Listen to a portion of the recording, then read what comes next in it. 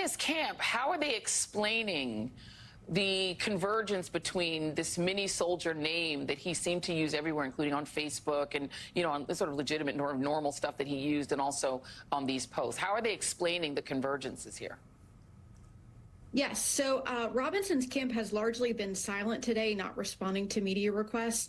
In his response, as you showed a part of on CNN, he said that he believes this could be related to artificial intelligence, saying that there are lots of things that can be faked on the internet today, and repeatedly saying that these comments were not made by him. Okay, let's come to the table here. Eugene, I'm going to start with you because, you know, Here we are. I'm just going to tell you from my experience, there are two kinds of black Republicans. Yeah. There are black Republicans like you. I know Michael Steele. And then there's the other type. Oh, yeah. That are like this. And I've encountered some people like this. You obviously know Byron Donalds, who said life was better during Jim Crow. Yep. And people who are willing to say the most bananas crazy things. The wildest thing for clout. And it's also not just for clout, but for clout specifically among white conservatives. Yes, absolutely. But I'll say this, right? Mark Robinson came to power, came to fame, literally by saying the wildest things ever. Yeah. I mean, he blew up based off the state council speech and whatnot, and conservatives took that and blew it up and turned him into a folklore hero.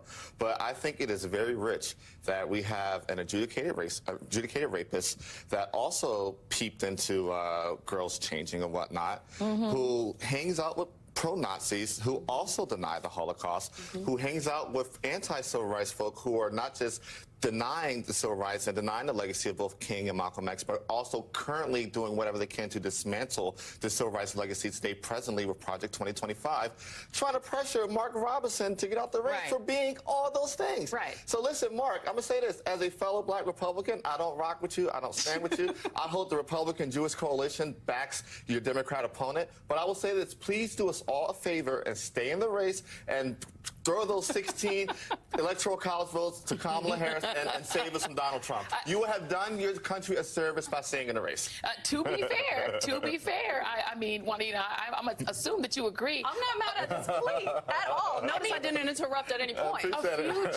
A few gems from Donald Trump in 2006. He said, if Ivanka weren't my daughter, perhaps I'd be dating her. He also in 2006 said, when you're famous, they let you grab women by the, you know the word there. In 2017, about Alicia Machado, who was Miss Universe, she was the winner and she gained a massive amount of weight. It was a real problem. He called her a pig. He called her a fat pig. Right. In 2016, when accused of invading Hillary Clinton's space in the presidential debate, he said, believe me, the last space I would want to invade is her space. He said that women he's accused of raping are not his type, meaning that there is a type that he would rape. I could go on. So it is a little rich. I think this is a fair point, that you can't have the guy who is an adjudicated sexual assaulter say that guy likes porn, he got to go.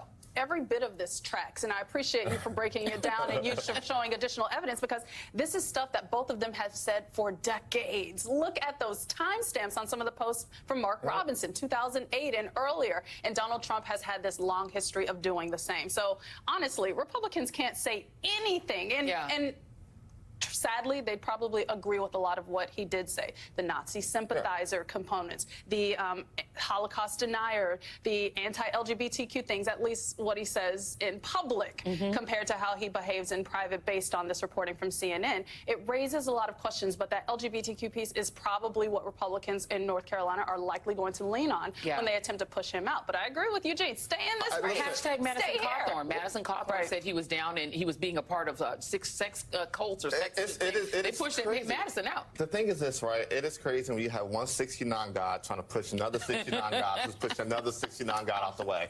This is MAGA. This is where MAGA is in 2024. The same place it was in 2015. The same place where it started its birth in the Tea Party in 2010. And the thing is this: we got 47 days to fight against this and make sure that, hey, for once and for all, we could push it out of our country and out of our. I don't think it's going anywhere though, because look at this split screen moment. Today, Republicans are embroiled in this latest scandal, which could sink a critical state in 2024. Meanwhile, Vice President Harris is with Oprah tonight, uniting her coalition. Yes, she is. That's the difference. That's going to be the split screen for the next 46 days. I agree. So, Mary, I have to ask you this, because this is, and I think it's a really good point that Eugene made. This is not an unknown quantity. He's been this wild the whole time he's been in public life, and clearly now before, where he was, you know, He's been called a 69 God. I think for our audience, who might be not Kendrick Lamar fans, you might want to Google that. You need it's from They're Not Like Us. Let me just let y'all know what my brother was talking about here.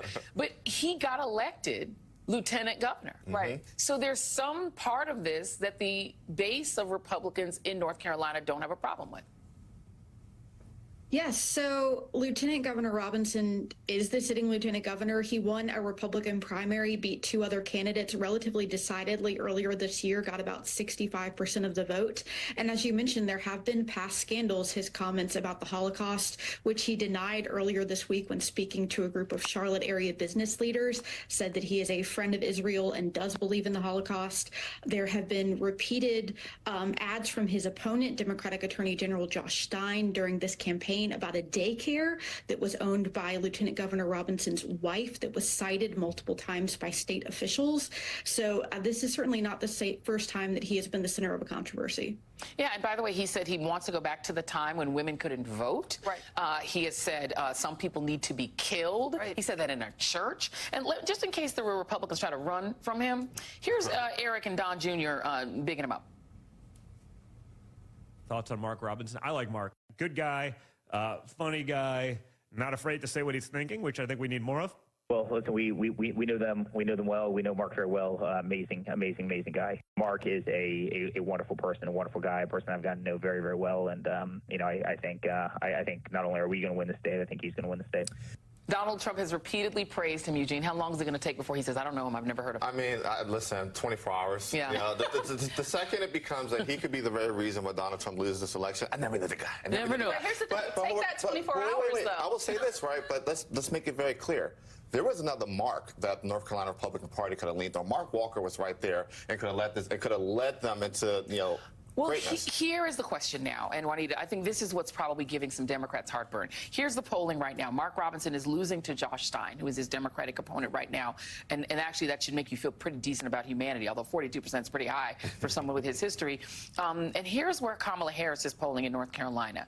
It's a dead heat, but she's up a little bit. And you got to figure it's helping her that he's on the ballot. 100%. If he is pulled off the ballot, I don't have any faith in John Roberts. If this is some sort of lawsuit where Democrats try to sue him on the ballot, if that ends up in John Roberts' hands, we know how that's going to go. Yeah. John Roberts will say, I want a Republican to win. He can stay on and defy all the previous rules about not messing with elections 60 days out. That won't matter to John Roberts in the Supreme Court. How concerned are Democrats that he will get knocked off in somebody like other markets? I think they're very concerned. And Democrats and Republicans, I said off air that they are both holding their breaths for very different reasons right now on that countdown to midnight. So when you say it'll take Donald Trump 24 hours, I'm like, take your time.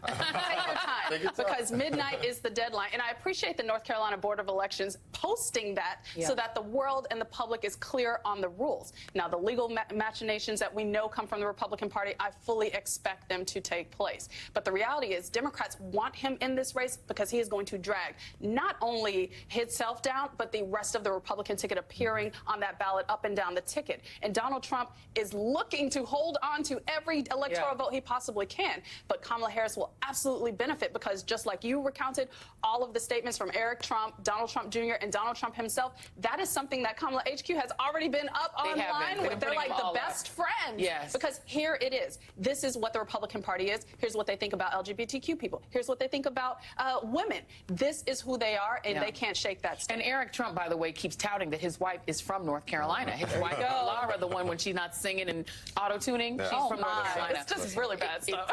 Don't quit your day job. But we do have to, Eugene, I think it is important for us to know that, I mean, that's still 42% of people who were willing to vote for him, even before the porn stuff, which is wild stuff. Right. People are willing to vote for somebody who is a Republican, as vile as the things he said and as vile as the things Trump said. The fact, I mean, what does that say about the Republican Party? And evangelical voters are the core of that. I was going to say evangelicals and Christian conservatives, well, a lot of them have the proffer they've made is this: tribalism over everything.